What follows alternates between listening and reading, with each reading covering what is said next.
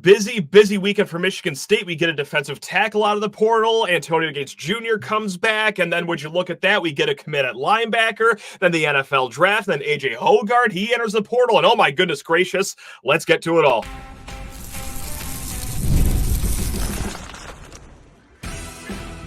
You are Locked On Spartans, your daily podcast on the Michigan State Spartans. Part of the Locked On Podcast Network, your team every day.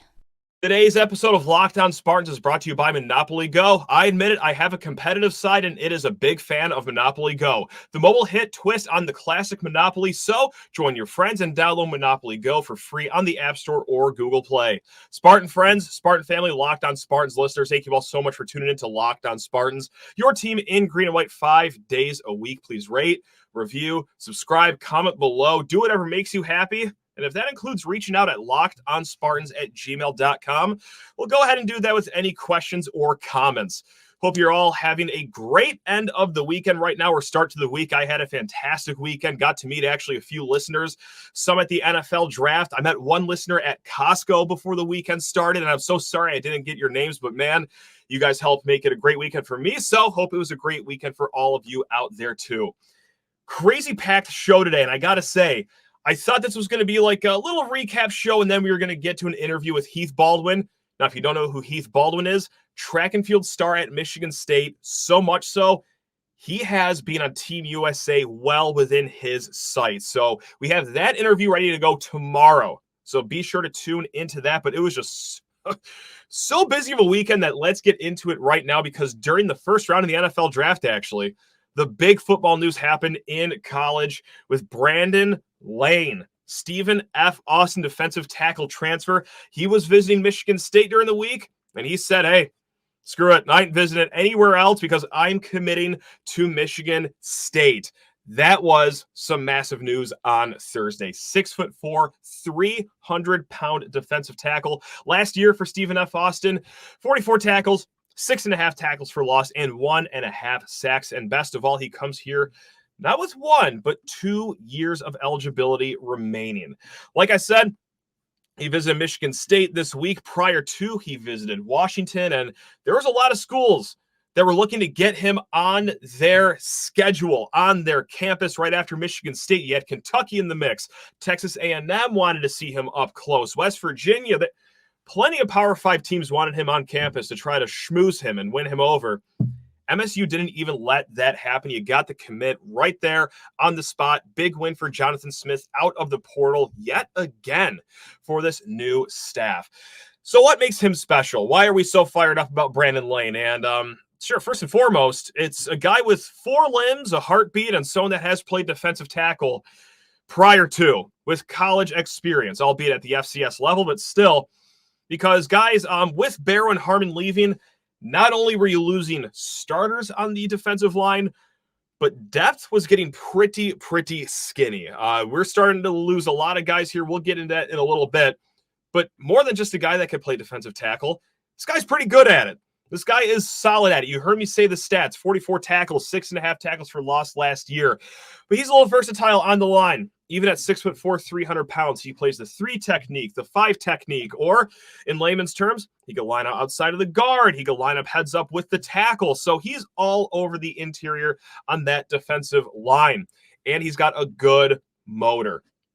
For as big of a guy as he is, he can go hash to outside the numbers all in the same play. There's not a lot of give up in this kid's game. And that's how he's blown up from Stephen F. Austin to getting Power 5 offers. So the big question right after the commitment is, hey, is this guy, is he a day 1 starter for us? Which the quick answer is absolutely. Yes.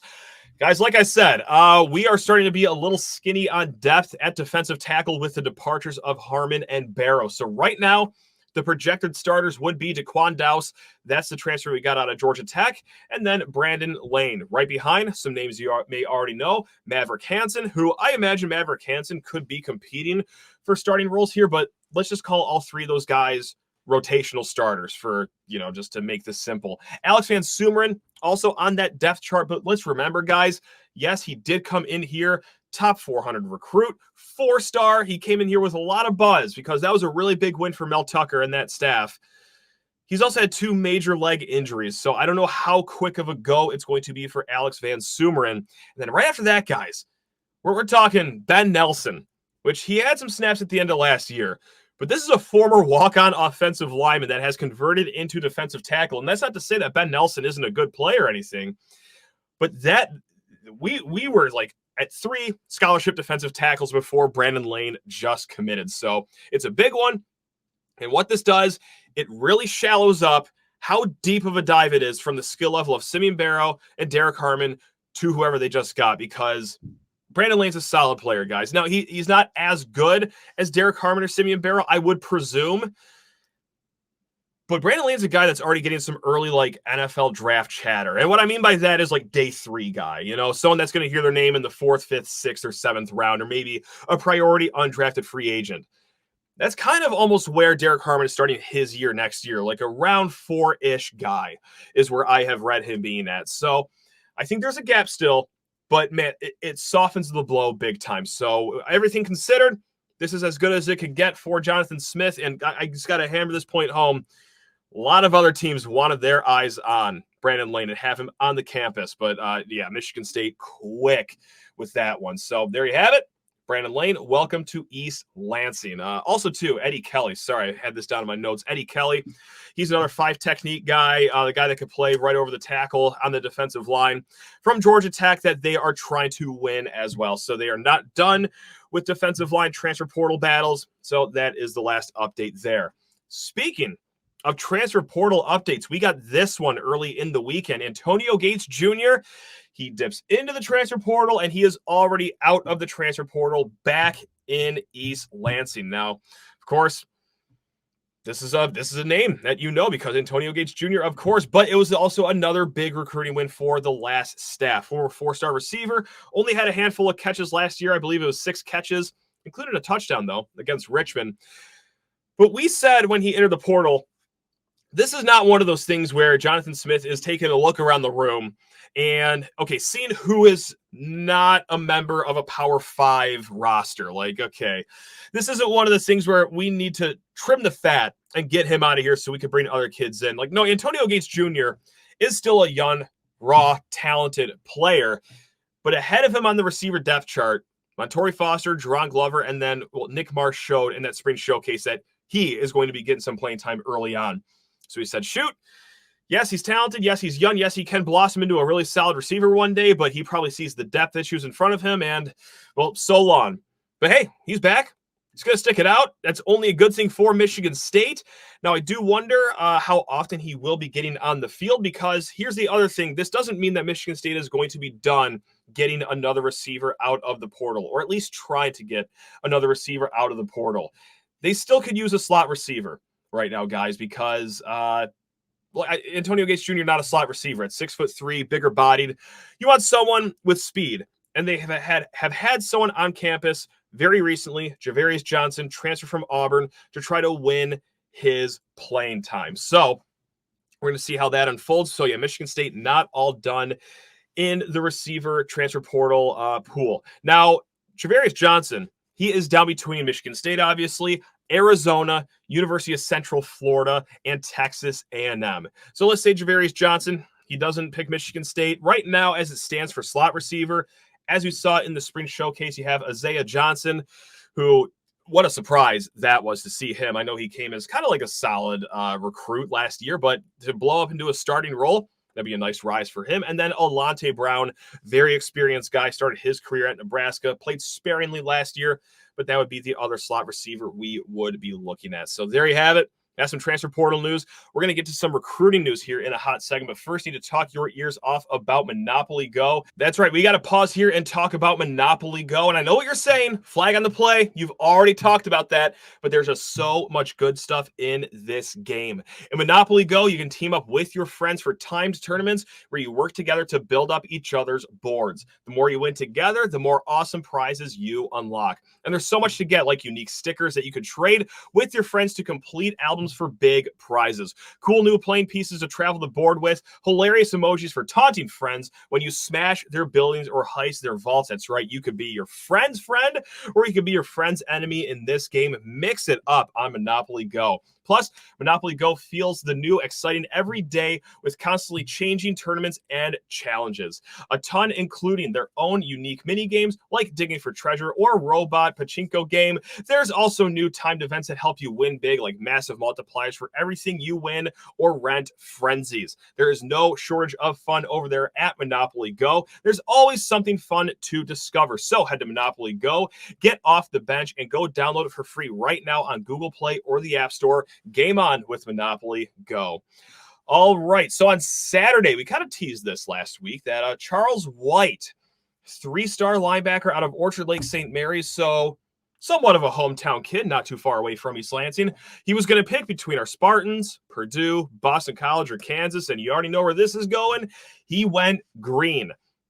6'3", 200-pound linebacker, again from Orchard Lake St. Mary's.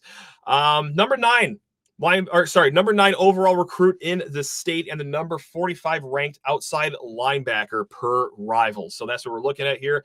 Top 50 outside linebacker guy and top 10 in-state kid. Now, he's also a multi-sport kid, too. He's not just a star on the football field for Orchard Lake St. Mary's. All-state wrestler, all-state hurdler. So this guy's physical. He's fast, and there's no wonder why. Well, Joe Rossi's seen this guy at 6'3", 200 pounds, so can still add some weight, but has already seen someone that he is going to love in his system. Now, his journey to Michigan State, quite fascinating. He talked with Spartans Illustrated about this, and he was saying that he's been watching the Spartans since he was 6 years old. Now, I'm going to pause here and just kind of maybe break all of our hearts right now or make everyone realize how old we are. But when I hear high school kids say that, hey, he's watching Michigan State since he was 6 years old, I think like, oh, yeah, so like the Brian Hoyer days, you know, the later, or maybe the early Kirk Cousins days, perhaps. And then, guys, I did the math, and I might be on or off by a year, but that means Charles White, when he was 6 years old, he's watching like the 2012 season where Le'Veon Bell had 1,800 carries that year, and then we won the Buffalo Wild Wings Bowl, or he might even be talking about the Rose Bowl here, but that's how old we are all getting here. Just wanted to give everyone that crisis right now, but still, nevertheless, very cool. Grew up somewhat of a Michigan State fan. And this is what was a credit to the staff right here, because they were hired on late November, right? And then he gets the offer December 1st.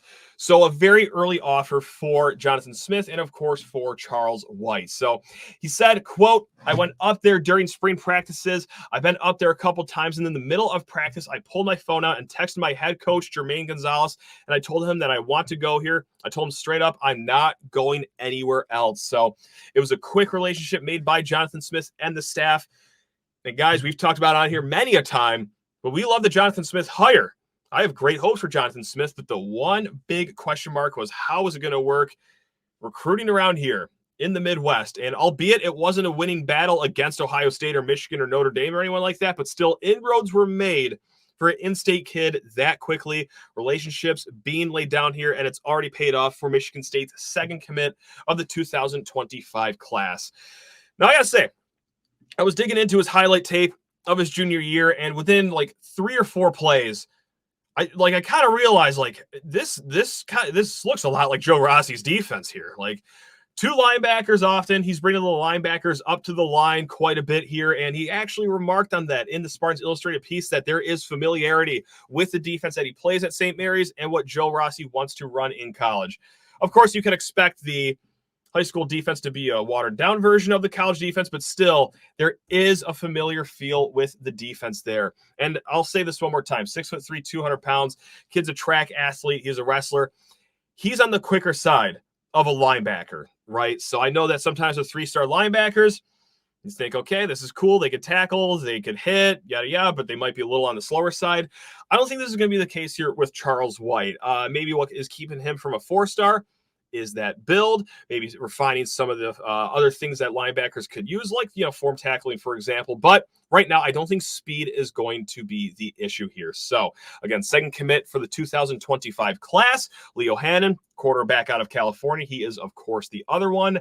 And hey, just great to nab an in-state kid. Again, a top 10 in-state kid. So we're going to polish off the football talk here with talking about the NFL draft.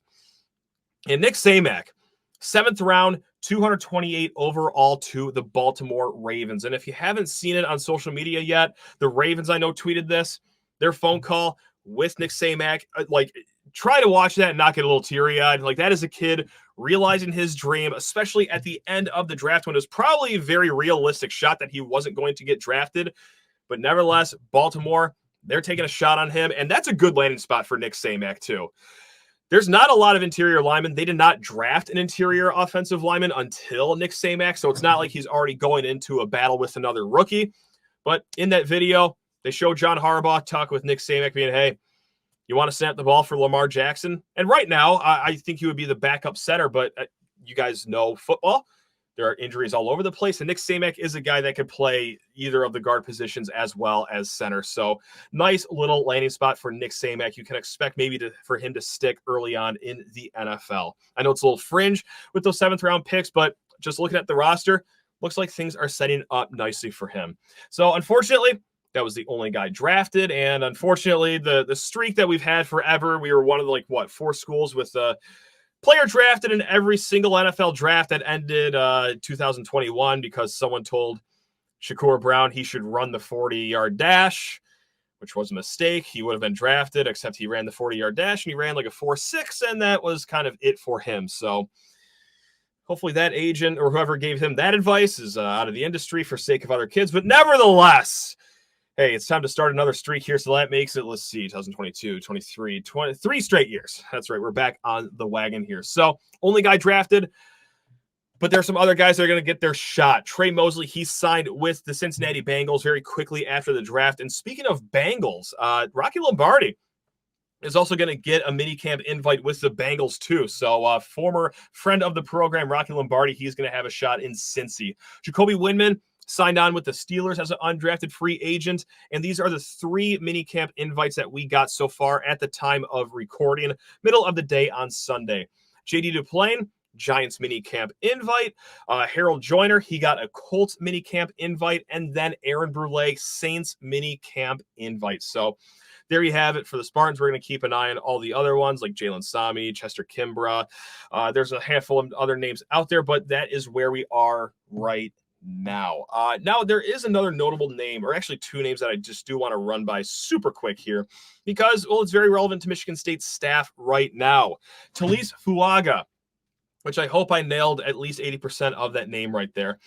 14th overall to New Orleans, top 15 pick. Now he's an offensive tackle from Oregon State. And guys, of course, you probably know where I'm going with this.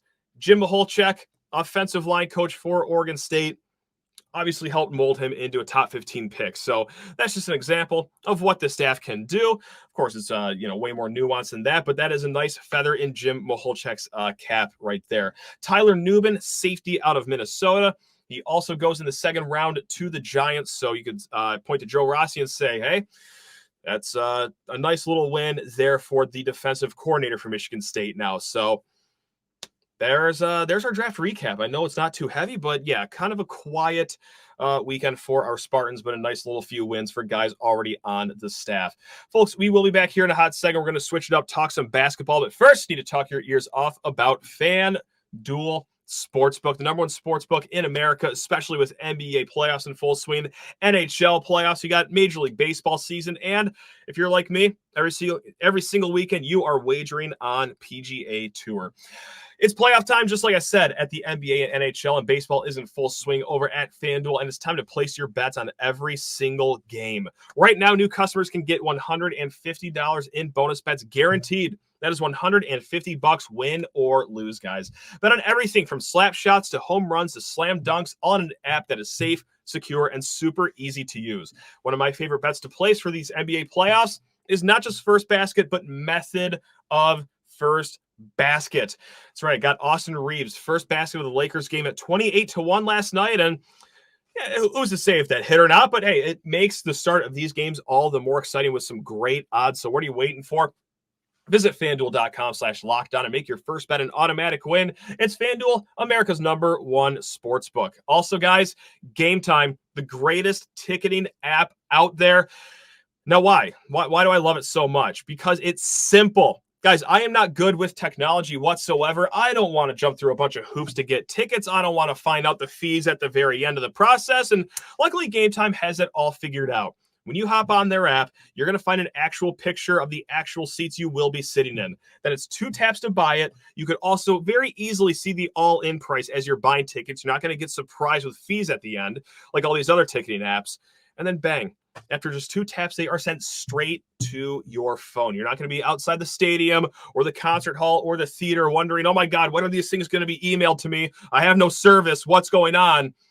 No, guys, they make it so simple, and they save you money with their flash deals, their last-minute deals, and also right off the bat, because when you go to Game Time, enter promo code LOCKEDONCollege. That's going to get you $20 off your first purchase. It is that easy. And, of course, terms apply. But, again, create an account and redeem code LOCKEDONCollege for $20 off. Download the Game Time app today. It's last-minute tickets, lowest prices guaranteed.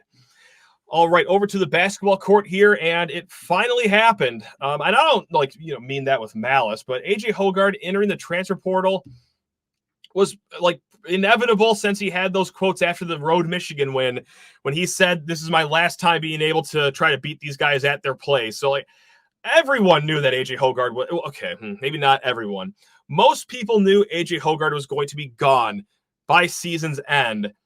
But yet it took this long to enter the transfer portal, and this was also a great exercise on Twitter or on social media or maybe just amongst your friend group of seeing who has paid even 10% attention to Michigan State basketball and who hasn't, because there were still some people out there, some that even claimed to be experts, that acted shocked or saying that, oh boy, Izzo losing his fastball, just lost his starting guard.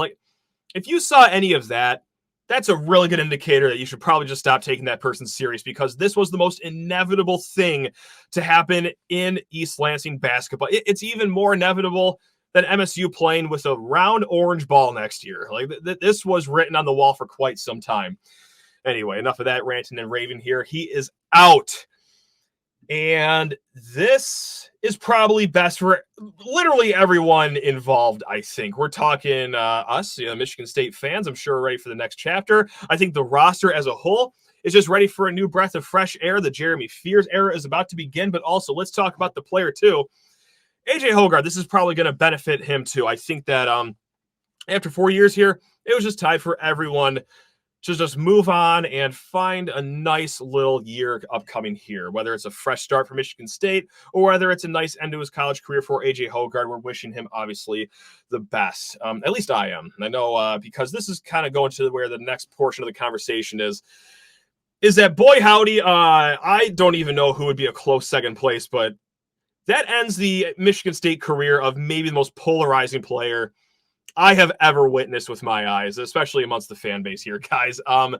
Look, let's start with this, because point blank period, A.J. Hoggard was a fine player, okay? Sometimes good. I'll say that again. He was a fine player, guys. He wasn't extraordinary. He wasn't elite. He wasn't absolute horrible in total. He was fine. He was fine. He was number 5 all-time in assists for Michigan State. He had a really nice tournament in 2023, and there is something to be said about he was the guy that followed Cassius Winston, right? Those are massive, massive shoes to fill. So again, he was fine, sometimes good. However, this is where the honest dialogue begins too, is that good, for the most part, just isn't good enough here. And I know that is massive pressure. Those are overwhelming expectations, but that's Michigan State basketball for you. That is playing for the green and white for you. Specifically at the point guard position, you are expected to deliver greatness, whether it's the team as a whole or just your individual play. And look, just the fact that it was kind of sort of an underwhelming senior season for him, again, whether it was individual play or what the team did or rather didn't do. Yeah, that was it just was simply point blank not not good enough here. And I know that maybe a lot of us are attaching just the failures of the team as a whole to one specific player, but it's kind of like playing quarterback, right? Like if the whole team is struggling, who's the one that's going to get the most ire? Obviously the coaching staff, which I think we've done plenty of on this show, but yeah, the point guard too is going to catch a lot of the flack. Fair or not, that's just how it goes. Now, I do think that the last few years have also just been a fascinating case study for body language, right? I mean, there's been many a time where AJ Hoggard's body language probably rubbed many of the fan base, if not the coaching staff, the wrong way. And that's not to say that, there weren't moments where he led by example. Like he led by example on defense often, getting in other players' faces. And that is something we will miss from AJ Hoggard. Let's not get it twisted. His defense was very good for Michigan State. So I just want to, throw him another bone right there. But yeah, I would never mistake him for like an ironclad leader per se, right? Because we all remember the moment with Izzo on the bench in the Big Ten tournament against Ohio State 2 years ago, where it was just rolling his eyes as Izzo is just lambasting him, just trying to get him to even just listen to a little bit of what he's saying. Or I'm not sure that yelling at teammates for their blown defensive assignments, while he seemingly never took blame for it, I don't think that went over well with the fan base. Or look, this is everyone's different opinion here, but I wasn't necessarily a fan of flexing after a layup when you're already down 13 points. But hey, maybe that's just what he did to try to fire his team up and will his team to some energy here. But it just didn't really stick with most people, myself included. But again, this is really hard talk. But yeah, this was a very underwhelming senior year for the team. Also for him, because it felt far and few between where we saw games where he had two strong halves. He had games all over this season where he played really good in the first half, and then nowhere to be seen in the second half, or kind of sleptwalk the first half, and then there he is in the second half. I can count maybe like 3 or 4 games where it was two strong halves from Hoggard. And I'm sorry, but as a senior point guard, this just can't happen. I don't think that's too out of line to say. Again, the most polarizing player, because I know the AJ Hoggard faithful will be very upset with the last 5 minutes of dialogue here. But I'm trying to be fair. Fine player, but fine just ain't going to cut it here at Michigan State, and I think it's time to just all move on. Last game is a Spartan, unfortunately, against North Carolina. 1 of 10, would not stop missing layups, and that was an unfortunately fitting ending to his senior season. We're finishing at the rim, kind of was an issue here in big games. Didn't start the year great, 2 of 11 against James Madison, and again, just like we said, he was there for one half, but completely absent for the other one. So, yeah, in full, he was fine. He was fine, but I think we're all ready for the next chapter here. We'll see what Jeremy Fears can do. We'll see if the leadership on this team for the first time in like 4 years, and this isn't just an AJ problem. This is like just a program problem really at this point, but it has been since the Cassius Winston, Xavier Tillman. You could argue Aaron Henry the year after, but it's been since then, since you felt like you've had strong leadership on this team. And that's not just me, some idiot with a microphone saying that. No, just listen to Izzo's quotes during every single offseason about how he's trying to implore anyone to become a leader on the team. So hopefully it can start at the point guard position. Hopefully it starts next year. So again, AJ, best of luck. I think that he will land at a really strong school. That's a hot commodity. A 5th-year point guard that's played at a big program like Michigan State. I don't think he's going to drop down from Michigan State to Aquinas College. To say the least. So I think he will land on his feet at a pretty good situation. Now, really quick, this was reported by Spartan Tailgate before the weekend. Michigan State taking a trip to Spain in August. That's right, the basketball team, that is. Now, that's a cool situation for them. Also one that could lead to success. Now, it's a small sample size, but you do have some right here. We're going to take it back a few decades here, because in 1999, Michigan State, they played against full-grown men, the Estonia All-Stars. Who can forget that game? They had a pretty good year in 1999. 2000 season, they played the Mexican All-Stars. I would say that was a pretty good season for them, too. Now, the last time they've done a Euro trip, the 2015-16 season, they went to Italy. So they pounded Basket Ferentino. That's an Italian. I think they play in the B League now, but nevertheless, a professional Italian team. And then they got absolutely smoked by the Russian national team. They got rolled by the Italian national team and then lost by 1 point to the Georgian national team. But those are games against grown men, different styles of basketball. So I imagine Michigan State will set something up over there in Spain, whether it's against the national team, which, my God help you, that would be quite the tall task, or any of the many professional teams over there in Spain. Going to be a great experience for them. Now, after that little European road trip in 2015-16, Michigan State, albeit there was like a 2 or 3 month gap between the trip and when the season started, but nevertheless, they started that season with 13 straight wins. That was including one against number 4 ranked Kansas. They later beat number 24 Louisville, but yes, they got the ball rolling. Granted, of course, that was a great roster. That was coming off of a Final Four, but sharpening yourself against a bunch of grown men in Europe, learning different styles of basketball, that's not going to hurt this team. So really cool opportunity for the Spartans there. All right, guys, we will be back tomorrow. Again, Heath Baldwin, he's going to be joining us for segments 2 and 3 tomorrow. We'll clean up whatever football or basketball news breaks tomorrow. Later on, we got Chase Glasser of Spartans Illustrated. It's going to be a full week of shows. This is going to be a busy one. The transfer portal for football, the window closes on Tuesday, so we will update you with any news there. But until then, folks, love you all. Go Green.